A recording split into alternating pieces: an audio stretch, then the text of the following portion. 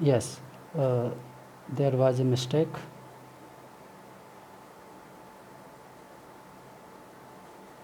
We have to divide it by this value. Okay, now m final equal to 18 into 50 divide by 1800. 10 to the power minus 3, 10 to the power minus 3 cancel out,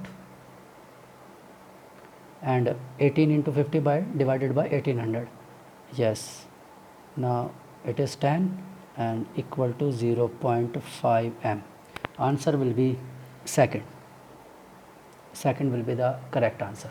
okay तो by mistake वो हमने 1800 divide by 18 into 50 लिख दिया, इसलिए 2 answer आ रहा था।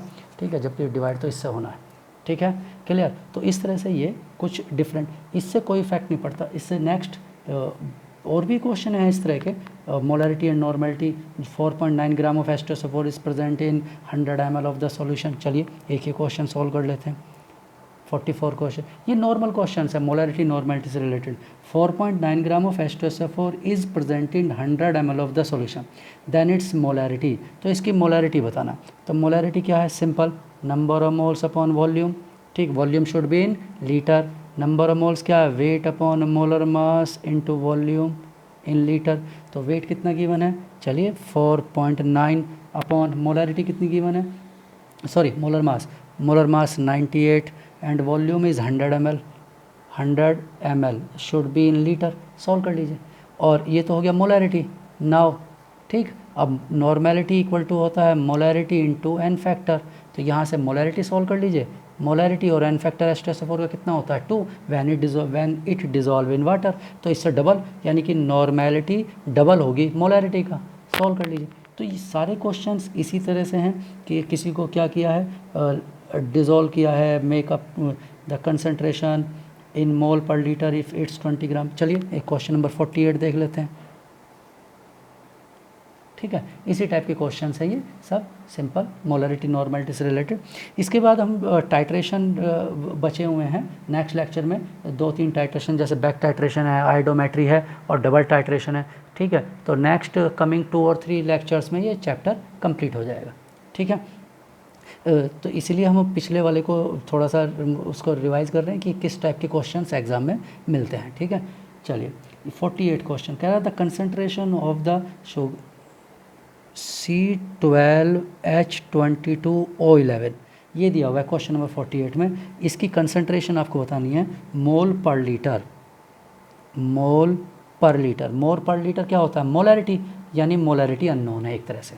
तो molarity, if it's 20 gram are dissolve in enough water to make a final volume up to 2 litre, यानी फाइनल वॉल्यूम 2 लीटर है और इसका 20 ग्राम, यानी W गिवन है 20 ग्राम और फाइनल वॉल्यूम गिवन है 2 लीटर। तो करना क्या है? सिंपल, मोलरिटी इक्वल टू क्या होता है? Weight upon molar mass into volume. ठीक, वेट 20 है, मोलर मास, बस इसका मोलर मास सॉल्व कर लीजिए। 12 इंटू 12 22 प्लस 11 इंटू 16 सॉल्व कर लीजिए। यहाँ पर मोलर मास लिख देना। ठीक है, कितना आता है? 242 या कितना आता है, जितना भी है उतनी वैल्यू लिखिए। ठीक है, मोलर मास की इंटू वॉल्यूम 2 लीटर सॉल्व कर लीजिए। ठीक, बस यहाँ पर आपको मोलर मास लिखना है। एम मोलर मास है, M is molar mass, M ये मोलरिटी है और ये मोलर मास, मोलर मास। तो मैंने यहाँ पर लिख दिया है 12 इंटू 144 प्लस 22 और इसे मल्टीप्लाई कर लो। ठीक है, 176 हो जाएगा। 11 110 110 और 66, हाँ 176 हो जाएगा। ठीक, अब इनको ऐड करके जो भी मोलर मास सॉल्व कर लीजिए आंसर। ठीक, इस तरह से सब इसी टाइप के क्वेश्चंस हैं। ठीक, और कोई क्वेश्चन?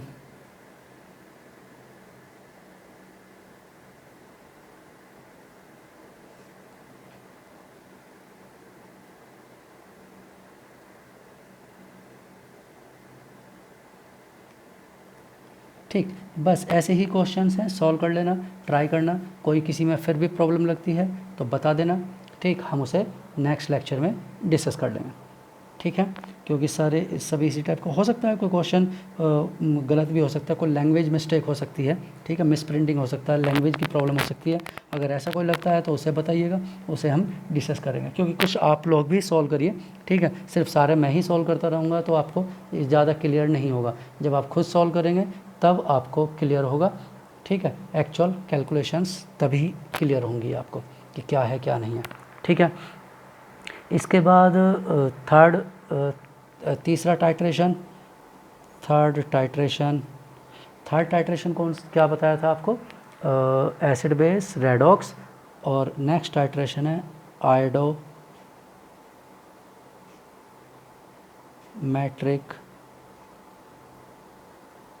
टाइट्रेशन।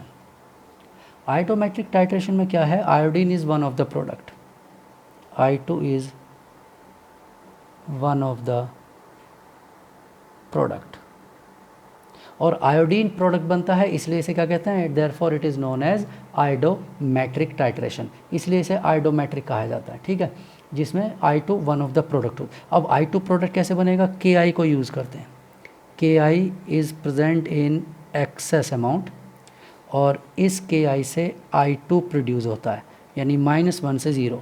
तो -1 से 0 क्या है, -1 से 0 क्या है, reduction oxidation, increase in oxidation number है। इंक्रीज इन ऑक्सीडेशन नंबर क्या होता है, ये यहाँ से यहाँ तक क्या बना, ऑक्सीडेशन, ये ऑक्सीडेशन है, इंक्रीज इन ऑक्सीडेशन। अब ऑक्सीडेशन, किसी का ऑक्सीडेशन करने के लिए क्या होना चाहिए यहाँ पर, एनी ऑक्सीडाइजिंग एजेंट, कोई ऑक्सीडाइजिंग एजेंट यूज, यानी किसी भी ऑक्सीडाइजिंग है, और ये एक्सेस अमाउंट है, इसका मतलब ये क्या होगा, लिमिटिंग रिएजेंट होगा, लिमिटिंग रिएजेंट।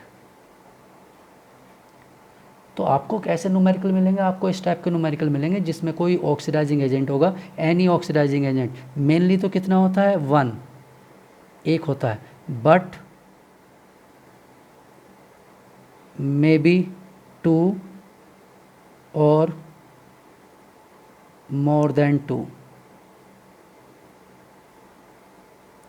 ठीक है।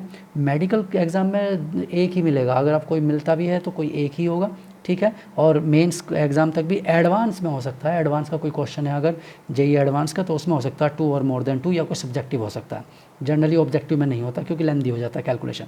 तो कोई एक ऑक्सीडाइजिंग एजेंट होगा, एनी वन, कोई भी एनी ऑक्सीडाइजिंग एजेंट, और वो Ki के साथ एक्सेस के साथ रिएक्ट करेगा तो लिमिटिंग बनेगा, I2 प्रोड्यूस करेगा, और साथ में क्या बनेगी, रिड्यूस्ड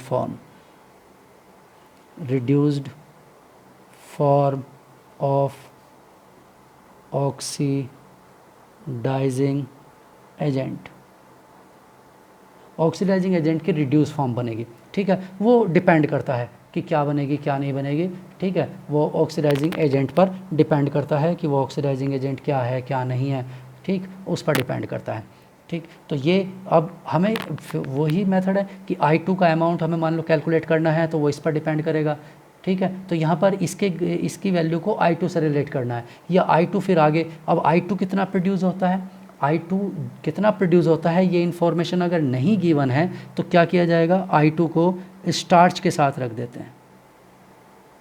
I2 और स्टार्च का कॉम्बिनेशन क्या बनता है, एक ब्लू कलर का सॉल्यूशन होता है, ठीक है, ब्लू कलर। और फिर इसे किसके साथ रिएक्ट कराते हैं, I2 को रिएक्ट कराते हैं किसके साथ, हाइपो सॉल्यूशन के साथ रिएक्ट कराते हैं, हाइपो सॉल्यूशन। ये हाइपो सॉल्यूशन क्या होता है, Na2H2O3 एक्वस। तो Na2 सोडियम थायोसल्फेट भी कहते हैं इसे, सोडियम थायोसल्फेट। तो सोडियम थायोसल्फेट को वाटर में डिज़ोल्व करते हैं तो उस सॉल्यूशन को हाइपो सॉल्यूशन कहा जाता है, और आयोडीन को टाइट्रेशन करने में इसके यूज़ करते हैं। तो अगर I2 की वैल्यू डायरेक्ट गिवन नहीं है या कैलकुलेट नहीं करना है तो आपको I2 को टाइट्रेट करने है, तो न्यूमेरिकल में ही आयोडीन को हाइपो सॉल्यूशन के साथ टाइट्रेट करके लिखा होगा, ठीक है। और प्रोडक्ट क्या बनते हैं, प्रोडक्ट बनता है NaI प्लस Na2S4O6, ठीक है, Na2S4O6 बनता है, NaI बनता है, ठीक, इन दोनों की रिएक्शन से, यानी ये वापस 0 से -1 में कन्वर्ट हो जाता है, ठीक। तो इस तरह से ये इस टाइट्रेशन को आयोडोमेट्रिक टाइट्रेशन कहा जाता है। क्या कहते हैं इसे? आयोडोमेट्रिक टाइट्रेशन। क्यों? क्योंकि इसमें I2 प्रोड्यूस होता है, और प्रोड्यूस I2 की वैल्यू को अगर हमें सॉल्व करना होता है तो हम एक रिएजेंट यूज़ करते हैं जिसे कहते हैं हाइपो सॉल्यूशन। तो आयोडीन जितना प्रोड्यूस होता है फर्स्ट रिएक्शन में, लेस प्रोड्यूस होगा तो ये लेस रिएक्शन करेगा, यहाँ पर लेस यूज़ होगा। मोर प्रोड्यूस होगा I2 तो यहाँ पर मोर रिएक्शन होगा। ठीक, क्यों? वो तो ऑब्वियसली होना ही है। वो क्यों होना है? क्योंकि mass neither be created nor be destroyed. तो जितना I2 यहाँ पर प्रोड्यूस होगा, अगर वो लेस I2 प्रोड्यूस होता है तो यहाँ भी लेस होगा, ये लेस है तो ये भी लेस यूज़ होगा। अगर I2 यहाँ मोर प्रोड्यूस, और वो किस पर डिपेंड कर रहा है? इस पर, यानी सब एक दूसरे से रिलेटेड है। इसका amount, limiting reagent decide the amount of I2। ठीक, I2 यहाँ रिएक्ट करता है, I2 यहाँ पर यूज़ होगा तो वो डिसाइड करेगा हाइपो को, या हाइपो डिसाइड करेगा I2 को। इसमें दोनों लिमिटिंग होते हैं, बोथ आर लिमिटिंग रिएजेंट, दोनों लिमिटिंग रिएजेंट होते हैं, दोनों कंप्लीटली कंज्यूम हो जाते हैं। बोथ आर लिमिटिंग रिएजेंट्स, दोनों लिमिटिंग रिएजेंट हैं, बोथ आर कंप्लीटली कंज्यूम, दोनों कंप्लीटली कंज्यूम हो जाते हैं। ठीक है, क्लियर? तो ये होता है। अब हम इसे मोल के बेस पर करेंगे तो हमें बैलेंस्ड इक्वेशन चाहिए, ग्राम इक्विवेलेंट के बेस पर करेंगे तो हमें डायरेक्ट फार्मूला लिखना है। ठीक है, चलिए तो हम क्या करेंगे, नेक्स्ट लेक्चर में क्या करेंगे, इसका एक न्यूमेरिकल सेलेक्ट करेंगे। ठीक, न्यूमेरिकल में, क्योंकि न्यूमेरिकल में एक्चुअल डेटा होगा, उससे बेस पर हम मोल कंसेप्ट को यूज़ करेंगे, बैलेंस करेंगे इक्वेशन को, और उसके बाद उसे दूसरे मेथड ग्राम इक्विवेलेंट से भी सॉल्व करेंगे। ठीक है, चलिए, ओके, गुड डे।